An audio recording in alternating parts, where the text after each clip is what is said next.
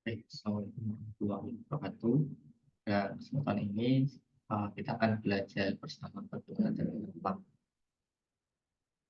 untuk aktivitas antioksidan. Nah, yang pertama, ini merupakan data pembacaan dari aktivitas antioksidan yang sebelumnya sudah diketahui panjang gelombang maksimum pada senyawa di pH yaitu pada 517 nanometer.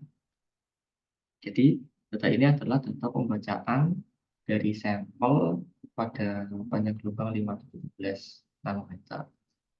Oke, yang pertama kita untuk mengolahnya, sebelumnya kita bikin grafik bikin tabel seperti ini dulu untuk mempermudahkan. Pertama kita tulis beberapa konsentrasi larutan hidup yang kita gunakan. Misalkan kita menggunakan larutan sampelnya adalah 100 ppm. Kemudian ketika kita injekan ke dalam microflat itu ada yang namanya belangko. Ini merupakan eh, hanya dari larutan pelarutnya saja. Kalau kita menggunakan etanol, berarti kita injek belangkonya itu hanya etanol saja. Kemudian untuk ini kontrol, ini merupakan campuran dari DPPH dan pelarutnya. Jadi kalau volumenya kita menggunakan total 200 mikroliter, maka belangkonya itu 200 mikroliter etanol, kemudian kontrolnya itu 100 etanol sama 100 larutan DPH. Kemudian untuk membuat standarnya kita menggunakan pengecekan secara makro dengan pengambilan 10, 30, 50, 70, dan 90 mikroliter.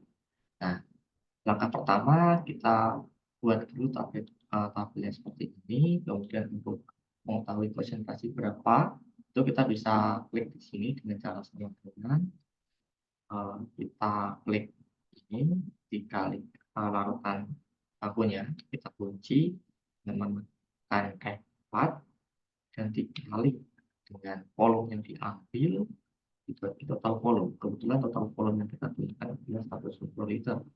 Jadi presentasinya adalah sebagai berikut. Sudah kita terap saja.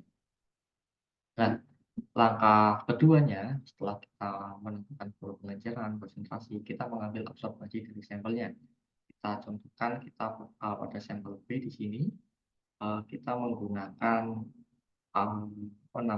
kontrolnya itu 1,19, kita tulis dulu 1,19, kemudian belangkonya 0,73. Data ini merupakan beberapa sampel dari mahasiswa praktikum, jadi ini saya sebagai contohkan saja. Misalkan kita menggunakan ini, kita klik TLFC, kemudian kita masukkan di sini P.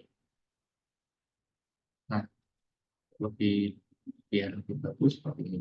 Nah, untuk mengetahui pengaruh dari belangko, kita bisa kurangi dulu absorbansi dari sampel atau absorbansi dari kontrol dikurangi dari absorbansi belangko. Mohon maaf ini ada keliruan berbalik 0,073 ini 1,9. Jadi caranya adalah sama dengan absorbansinya kita kunci kita dikurangi absorbansi belangkonya kita kunci. Maka ketika absorbansi dikurangi belangko, belangko akan bernilai 0. Kita terang saja.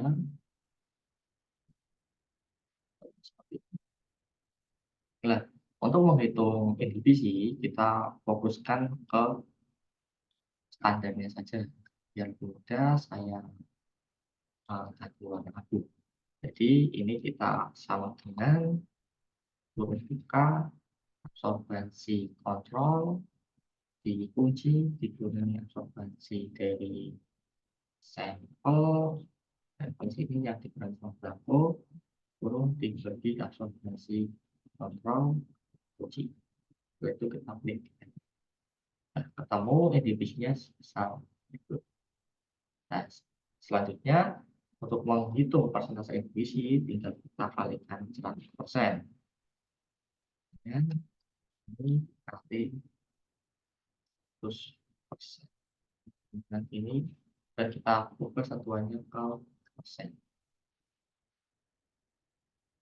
Oke, tarik. Nah, ini adalah persentase inhibisi.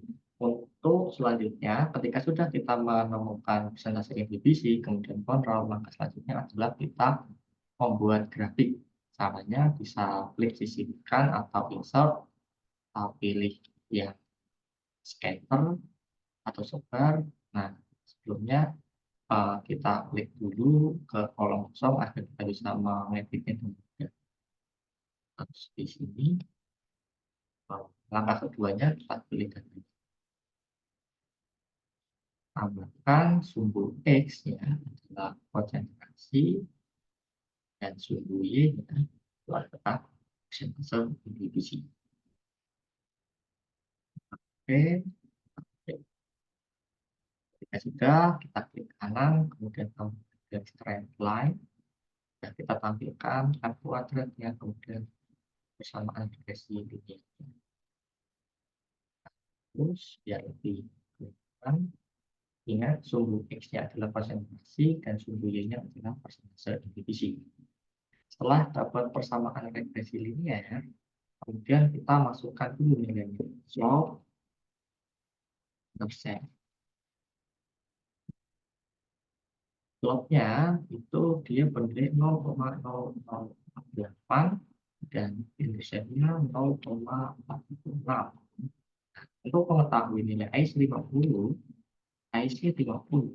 rumusnya adalah sama dengan 0,5. Apabila kalian menggunakan persen ini, maka ini adalah nilainya sama dengan ini. Jadi kita pakai 0,5 dikurangi dari intercept turun dibagi slope. Maka nilainya akan keluar 17,5.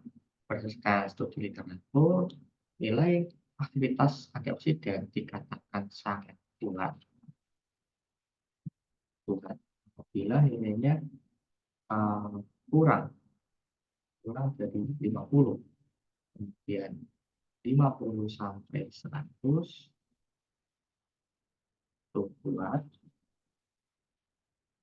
100 sampai 200 tidak salah itu sedang, kemudian lebih dari 200 ini aman. Jadi itu caranya untuk menghitung aktivitas antioksidan dari suatu sampel.